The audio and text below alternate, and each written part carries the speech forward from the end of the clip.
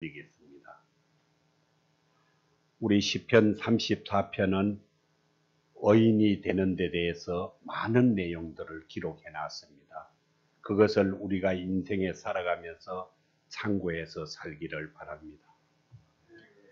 우리는 늘 하나님께 기도할 때나 또 같이 함께 이야기할 때나 무엇을 하든 우리가 주님의 종이라 그래요. 그렇죠? 그럼 주님의 종이 무엇이에요? 여기서 종이라는 말씀은 하나님을 잘 섬기고 예배 잘 드리는 자를 주님의 종이라 그래요. 그런데 하나님도 잘 안 섬기고 예배도 잘 안 드리는 사람들이 기도할 때 보면 더 주님의 종이라고 간구하는 분들이 많아요. 이 자리에 있는 모두는 하나님을 최대의 인생에 우선시하는 그런 삶을 살기를 바랍니다. 그럼 우리는 하나님이 종이라고 우리 스스로 이야기했는데 이 종의 삶은 어떻게 살아야 되느냐? 의인의 삶으로 살아야 된다는 것입니다. 종이라면 의인의 삶으로 살아야 되는데 하나님이 우리한테 오늘 묘한 숙제를 주셨어요. 19절을 보시면은 첫머리에 의인은 고난이 많다고 하셨어요. 의인으로 살면 고난이 없어야 되는데 고난이 많다고 그랬어요. 우리는 마음이나 생각으로는 의인이라면서 우리 자신이 의인이라고 주장한다면 첫째 고난이 없어야 되고 고난을 받지도 않아야 되는 것이 정상이에요. 그러나 하나님은 우리에게 의인은 고난이 많다고 알려주셨어요. 그럼 이런 의인은 우리가 어떻게 삶으로서 의인의 정상적인 삶을 살고 주님 보시기에 기뻐하는 삶을 살까 하는 것을 우리가 살펴보겠습니다. 우리에게는 고난이 많다고 하나님이 말씀하셨는데 고난과 환난과 고통이 있을 때 우리는 꼭 기억해야 될 것이 있습니다. 이 고난과 고통이 있게 되면은 그 뒤에는 하나님의 은혜도 같이 있다는 사실입니다. 우리가 힘들고 어려우면은 내가 살아가는 것이 너무 힘들고 어려우니 내 인생을 자포자기하고 또 사람이 많은 후회를 하고 힘들어해요. 그러나 거기에는 하나님의 은혜가 같이 동반한다는 사실을 우리는 꼭 기억하기 바랍니다. 이 고난 속에는 반드시 하나님의 은혜와 은총이 함께한다는 것을 우리는 믿음으로 받기 바랍니다. 우리는 이런 고난 속에서 무엇을 알아야 되느냐? 하나님의 오묘한, 하나님의 놀라운 은혜가 있음을 우리는 찾아내야 돼요. 또 그것을 알아야 되고. 그럼 왜 고난이 의인에게도 찾아오는가부터 먼저 살펴보겠습니다. 우리는 이런 의인이 왜 고난이 올까? 생각할 때 우리가 먼저 알아야 될 것이 의인이 어떤 사람인가? 이것을 알아야 돼요. 누가 한번 이야기해 보세요. 의인이 어떤 사람인가?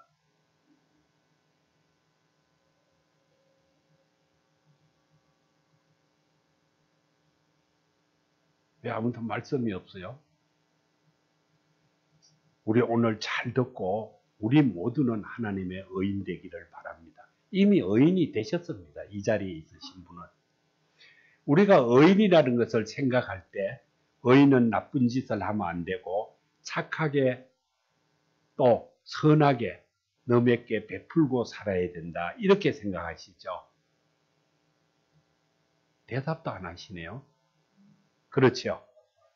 우리가 잘 알아야 할 것은 의인은 세상의 도덕과 아무런 관계가 없습니다. 의인은 세상의 도덕적인 개념이 아니에요. 성경의 의인은. 우린 이거를 잘못 알고 있어요. 이 의인이라는 단어는 히브리어로서 영적이고 실존적인 개념이라는 거예요. 즉 말해서 하나님이 보시기에 합당한 자, 하나님이 보시기에 합당하게 존재하는 자, 이 자가 의인이에요. 이 세상에 어떻게 죄 안 짓고 아주 착하고 선하고 매일 너에게 베풀어주고 사는 사람은 없어요. 그러한 속에서 우리는 하나님이 원하는 의인의 삶을 살아가기 바랍니다. 우리가 세상에는 많은 무리가 모여서 사는 공동체이죠. 이 모든 사람들은 세상에 사는데 우리 어떻게 산다고 생각해요? 아무도 하나님 앞에 서 있지 않는 사람이 없어요. 다 하나님 앞에 서 있어요. 지가 예수를 믿든 불교를 믿든 힌두교를 믿든 무엇을 믿든 관계가 없이 하나님 앞에 서 있는 겁니다. 그 다음에 하나님 앞에서 살고 있어요. 그가. 왜? 전 세계의 어느 누구도 세상이 만들어진 우주의 조물주를 인정 안 하는 곳이 없어요. 그 조물주가 우리의 하나님이라는 거예요. 그러면 그 하나님 앞에 다 사는 거예요. 우리가 한 마리의 나비나 한 마리의 애벌레를 자세히 이렇게 쳐다보고 있어 보세요. 얼마나 그 신기해요. 그것보다 내 손바닥을 보세요. 얼마나 예쁜 지도도 그려져 있고 내가 여기 적당하게 기름이 나와가지고 뭐를 만질 수도 있고 이래요. 근데 나이가 들면 손에 기름이 없어요. 그죠? 습기가 없어서 종이도 못 집어요. 제가 손이 막 그렇게 변하더라고요. 그런데 하나님이 얼마나 오묘하게 만들어졌어요. 때가 되면은 기름이 나왔다가 딱 우리가 뭐 쓸 때마다 만질 수 있고 또 얼굴을 한번 쳐다봐요. 하루 종일 개기름이 흐르면 못 다닐 거예요. 그거 닦는다고 정신 없겠죠. 근데 하나님이 딱 힘들 때만 땀을 흘리게 하고 시간이 되면 딱 멈추게 하고 그 아주 신비한 우리를 만들어 주셨다는 겁니다. 이러한 하나님 앞에 우리는 다 서 있고 하나님 앞에 살고 있다는 것입니다. 그냥 내 마음대로 살려고 해도 살 수 없다는 거죠. 하나님 손 아래, 하나님 그늘 아래서 산다는 것입니다. 하나님을 떠나면 어떻게 될까요? 멸망하는 겁니다. 하나님의 도우심을 받아야지 살아가는 것이에요. 그것이 우리의 인생이고 우리의 삶이라는 것입니다. 자, 저 사람은 이제 의인을 따져봅시다. 저 사람은 칭찬을 많이 받는 사람이니까 좋은 사람이고 저 사람은 동네에서 욕을 많이 얻어먹는 사람이니까 나쁜 사람이다. 이렇게 사람을 비교할 수 있겠죠. 우린 비교해요. 비교하고 우리가 그 사람의 하는 모습이나 행위를 보고 비교해요. 그러나 이런 비교는 하나님 앞에서는 아무런 의미가 없는 것입니다. 하나님 보시기에 무익하다는 것입니다. 그런 비교는 우리 모두는 하나님 앞에 섰다고 보면은 모두가 비슷비슷해요. 한마디로 말해서 도토리 키재기예요. 그놈이 그놈이에요. 그러나 우리는 인생의 고난과 고통이 우리에게 찾아올 때 하나님을 믿는 사람이 많이 올까요? 하나님이 믿지 않는 사람이 많이 올까요? 하나님을 믿지 않는 사람은 고통과 고난이 오면 망하는 길로 가고요. 대부분이 하나님을 믿지 않는 사람이 10사람이 무엇을 해서 승리를 하는 사람 퍼센트가 굉장히 적어요. 하나님을 믿는 사람이 무엇을 해서 승리하는 퍼센트가 훨씬 더 많아요. 그럼 우리에게는 이런 고난과 고통이 어떻게 해서 오는가 우리가 생각해보고 살펴봐야 돼요. 왜 올까요? 첫째는 죄 때문에 오는 것입니다. 죄를 짓지 않는 사람은 한 명도 없다는 것입니다. 이 세상의 삶에서. 그럼 우리 모두는 다 죄인이고 우리 모두는 다 고난을 받고 살아가야 된다는 겁니다. 그러나 그 하나님의 백성은 그 고난 뒤에는 하나님의 큰 은혜와 은총이 함께 한다는 것입니다. 망하지 않는다는 겁니다. 모든 사람들은 하나님 앞에서 똑같이 살아가고 있고 서 있는 것입니다. 그 중에서 우리는 선택받은 주의 백성이라는 것입니다. 나는 고난을 받을 그런 죄를 짓지 않았다. 이렇게 큰소리 쳐는 사람도 있어요. 제 주변에 지인들도 있어요. 그런데 왜 내가 고난을 받느냐? 나는 고난을 받을 이유가 전혀 없다. 또 고난을 받을 그런 사람이 아니다. 이렇게 주장하는 사람이 있어요. 그것은 아닙니다. 고난은 어떤 상황에서나 누구에게나 다 있는 개념이에요. 상대적인 개념이 아니라는 것입니다. 또 상대적인 고난이 아니라는 거예요. 저 사람은 고난이 요거 정도고 나는 이 정도고 그런 개념이 전혀 아니에요. 우리는 그것을 잘 알아야 돼요. 하나님을 믿는 사람이나 안 믿는 사람이나 이 고난은 어떤 상대적으로 있는 것이 아니다. 다 같이 고난을 겪고 사는 것이 인생의 삶이다. 거기에서 우리는 하나님의 족속이니 하나님이 어떤 은혜와 우리에게 특별한 은총을 내려서 우리를 구원하신다는 것, 그게 중요한 것입니다. 우리가 살아가는 인생이라는 것은 숨을 거두는 그 순간까지 고난과 함께 살아가는 존재라는 것을 잊지 말고, 고난은 우리의 삶에 같이 따라 붙어 있지만은 그것이 내 인생살이의 한계라는 것을 이해하시고, 우리는 의인의 삶을 삶으로 하나님이 우리를 건져주신다. 이것만 믿으시면 됩니다. 이해가 가십니까?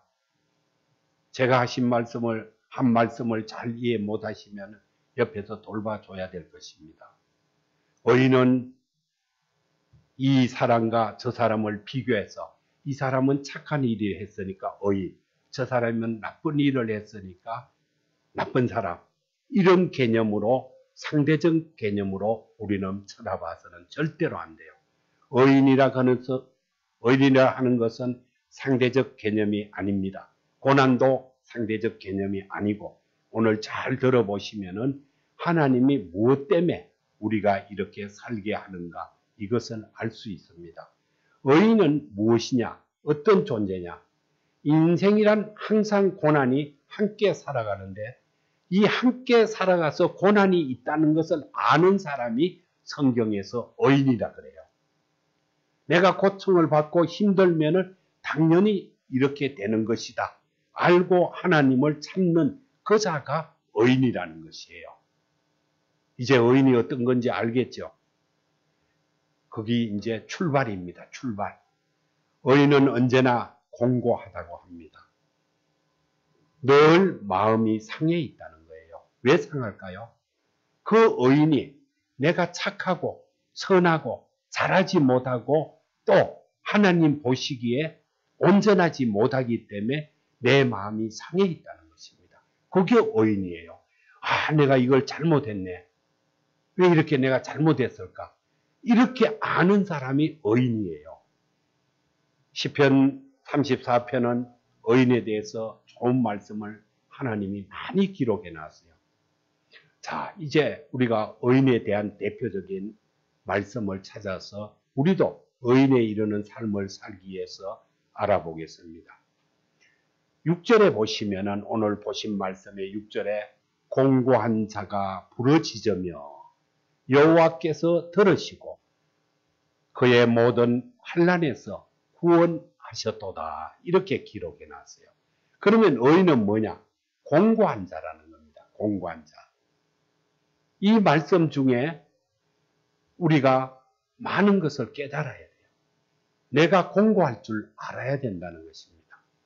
또 18절의 기록을 살펴보면 여호와는 마음이 상한 자를 가까이 하시고 충심으로 통회하는 자를 구원하시는 도다 하고 기록해 놨어요. 의인은 마음이 상한 자, 충심으로 통회하는 자, 이것이 의인이라는 거예요. 공고하고 마음이 상하고 충심으로 통회하는 자, 이 세 가지를 아는 자가 의인이라는 것입니다.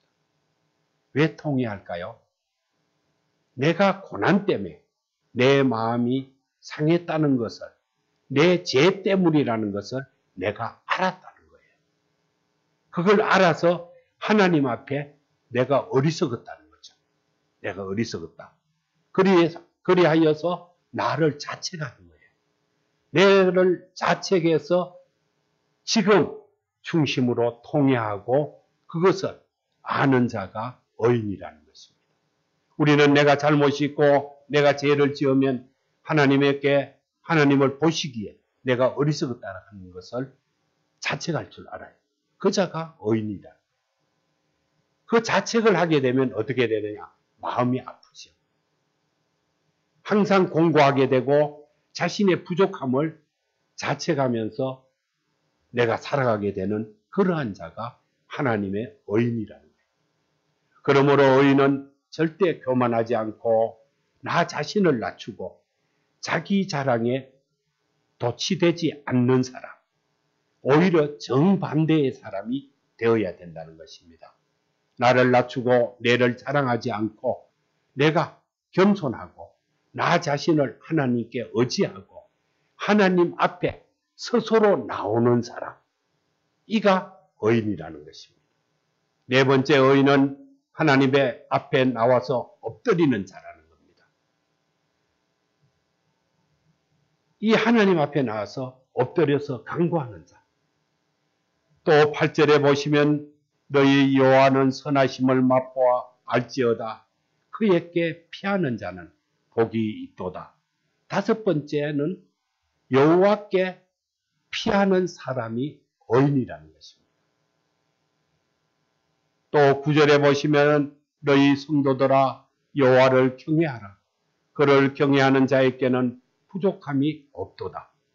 의인은 하나님을 경외하는 자라는 겁니다. 여섯 번째가 또 10절에 보시면은 젊은 사자는 궁핍하여 줄일지라도 여호와를 찾는 자는 모든 좋은 것에 부족함이 없으리로다 했어요. 여호와를 찾는 자가 일곱 번째 의인이라는 거예요. 17절에 보면은 부르짖는 자라고 되어 있어요. 부르짖는 사람이 여덟 번째 의인이라는 것입니다.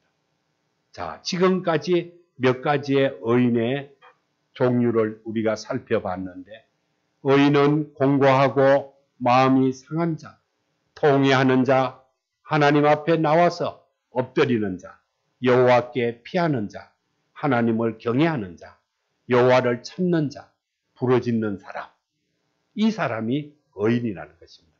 자, 우리가 8가지를 봤을 적에 의인 되는 것이 쉽습니까? 어렵습니까? 아주 쉽습니다. 이거보다 더 쉬운 일이 이 세상에 없습니다. 이것을 아는 사람은 복음이라 그럽니다. 복음을 안다는 겁니다. 하나님의 말씀을 안다는 것. 자, 우리가 하나씩 따져봐요. 공고한 자, 마음이 상한 자, 통회하는 자. 이거는 우리가 통상적으로 기도할 때 다 하시는 거예요. 내가 잘못했습니다. 내가 마음이 아픕니다.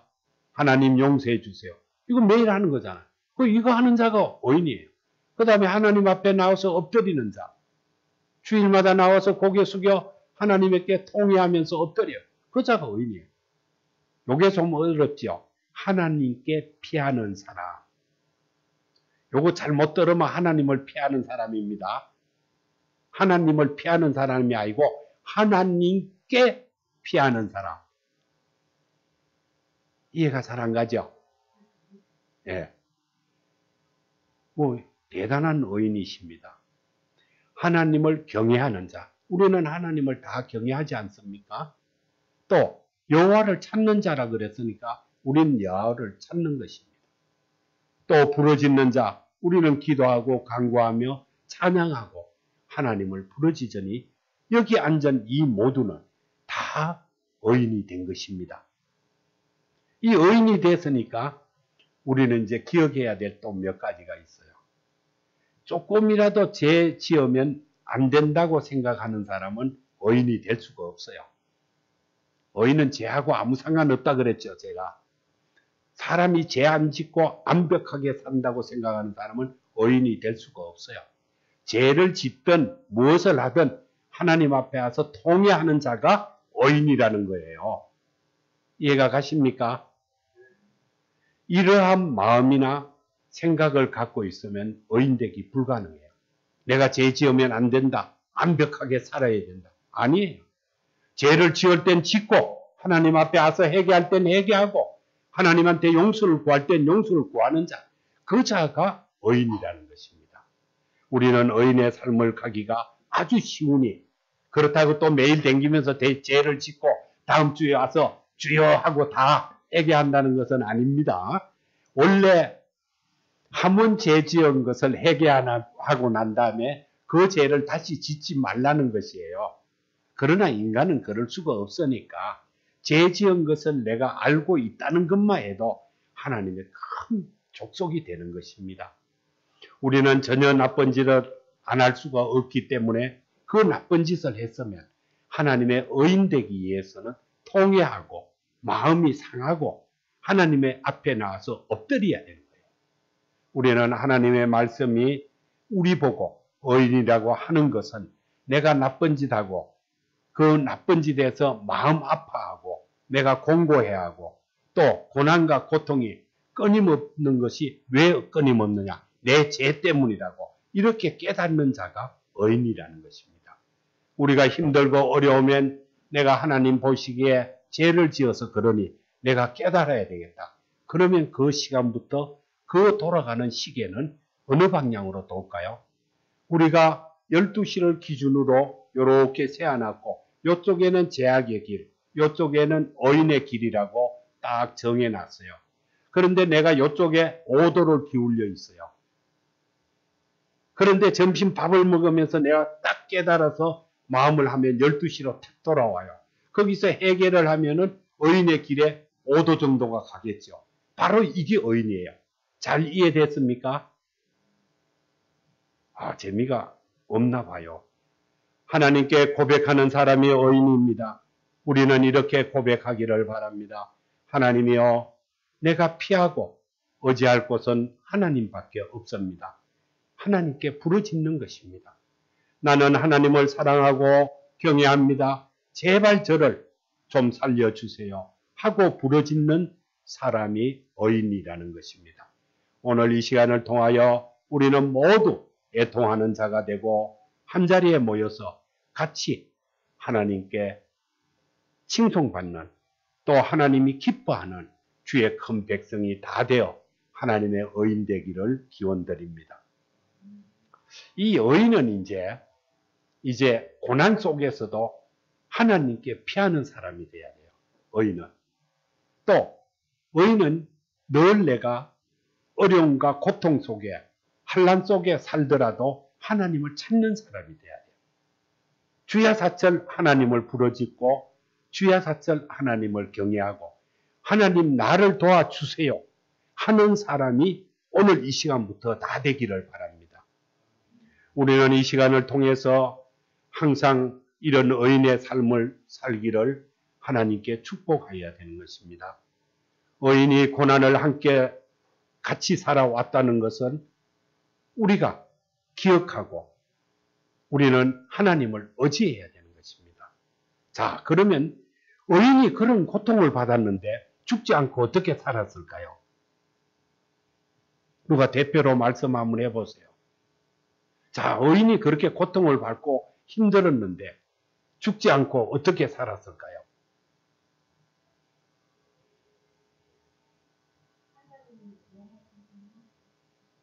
예, 바로 19절에 답이 있습니다. 우리 19절 성경을 다 같이 큰 소리로 앞에 화면을 보고 읽겠습니다. 화면이 다른 데 돌아갔구나. 성경책을 보세요, 그러면. 화면 보이죠? 예. 화면을 보고 19절 의인은 고난이 많으나 여호와께서 그의 모든 고난에서 건지시는도다. 바로 이거예요. 의인이 아무리 힘들고 고난에 처해 있고 어려움에 빠져도 하나님이 그를 건져주신다는 겁니다. 그 고난이 어느 정도냐? 견딜 만큼, 성경에 견딜 만큼 준다 그랬어요. 그것을 네가 이기면은 정금같이 되리라. 너무 좋죠? 문제와 답이 너무 우리가 충분히 할 수 있는 것이라는 겁니다. 하나님이 우리에게 준 숙제를 우리는 능히 풀 수 있고 그 숙제의 정답을 아주 올백으로 맞출 수 있는 문제예요. 우리는 의인이 고난 속에서도 죽지 않고 살았다는 것은 하나님이 일으켜 세워주셨다는 겁니다. 이것이 우리가 살아가는 믿음의 하나님의 구원의 비결이라는 것을 믿기 바랍니다. 이 말씀을 우리의 마음 깊이에 우리 마음속 중심에 두고 두 손으로 그 말씀을 꼭 붙들기 바랍니다. 어떤 고난이 있어도 여호와 하나님은 꼭 우리를 건져주신다는 하나님의 말씀을 믿을 때 놀라운 이적과 표적과 기적이 나에게 나타난다는 것입니다. 말씀을 믿으면 이거는 나타나요. 우리가 말씀을 믿지 않기 때문에 기적과 표적과 이적을 맛보지 못해요. 절대적으로 오늘 이 순간 우리는 다 말씀을 믿는 믿음의 큰 백성 되기를 바라겠습니다. 하나님을 믿는 것은 아주 단순해요. 세상의 어려움을 갖고 하나님께로 피하는 것입니다. 내 인생의 어려움을 다 보따리 싸서 박스에 담아서 그것을 걸머쥐고 하나님께 피하면 하나님이 내 인생을 올바른 인생으로 만들어 주신다는 것입니다. 사람은 간사한 동물이라고 그러죠. 배가 부를 때나 목마르지 않을 때는 그 은혜를 모르고 살아요. 그러나 고난이 없으면 은혜도 모르는 것입니다. 내가 배가 고파야지 먹을 것을 찾듯이 고난이 없으면 은혜도 없다는 것입니다. 고난이 있어야만이 하나님을 부르짖고 기도한다는 거예요. 그로 인해서 하나님의 은혜와 은총에 함께 임한다는 사실을 기억하기 바랍니다. 하나님이 바라는 주님의 백성으로 살아갈 때 우리는 내가 생각하지 않은 상상 외에 큰 은혜를 받는다는 것을 오늘 이 시간을 통하여 우리는 다 기억하기 바랍니다. 우리는 모두가 사랑의 손을 꼭 서로 맞잡고 힘을 다하고 정성을 다해서 의인의 삶을 살기 위해서 하나님께로 달려가는 거룩한 백성 되기를 주님의 이름으로 축원드립니다. 아멘. 기도드리겠습니다. 사랑하는 하나님 아버지 감사합니다. 어려운 시점, 어두운 세상, 힘든 세상에서 이 시간도 하나님을 바라보고 구원의 역사를 얻기 위하여 이 자리에 모인 주의 백성들을 기억하여 주시옵소서. 우리가 살아가는 세상은 힘들고 어렵더라도 하나님이 주신 은혜와 은총으로 내일은 달라지게 하여 주시고 그 내일이 강명의 빛을 받아 하나님 은혜로 성령 충만한 삶으로 나날이 콩나물이 자라듯이 무릇무릇 자라 우리의 삶은 창대케 도와주시옵소서. 우리의 믿음과 간구를 통하여 우리의 남편과 아내들, 우리의 자녀들, 우리 부모, 형제, 일가 친척도 우리를 통하여 그들이 오이코스 전도를 통하여 복된 삶이 되도록 축복하여 주시고 우리가 서 있는 이 자리가 하나님의 은혜가 빛이 내려오는 자리가 되게 하여 주시고 하나님의 은혜의 한 줄기의 빛이 있는 곳에 내가 서 있게 하나님 도와주시옵소서. 예수님의 이름으로 기도드리나이다. 아멘.